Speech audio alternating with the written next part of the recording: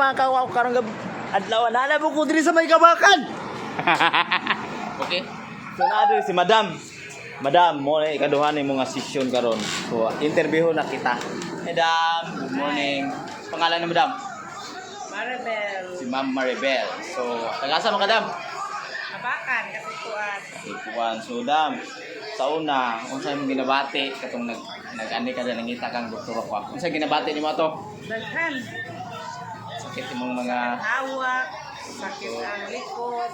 Oh. Lahat. Tapos di mga tulog. parang Murag. sinyalis o sintomas. Di ba?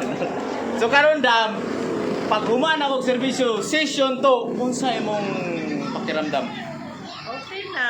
May ano na, magana yung pakiramdam. Tapos nagamit siya og Synergy Coffee, unsay masulti nimo sa kape? Masarap ang tulog. Sa una dai magmata-mata ka na. Para ano, sa gabi, 3 times ako magising. Oo. Karon, umaga na lang ka magising. Umaga na, mga alas stress. Yun, bumaba pa yung timbang mo. Tapos si Madam dati, stress ngayon, hindi na. Kasi, tinuro ni Dr. Ato na hindi dapat mag-stress. Laban lang sa buhay. Positive energy. Okay? Thank you for watching. Salamat, Dam. Bye-bye. Bye-bye.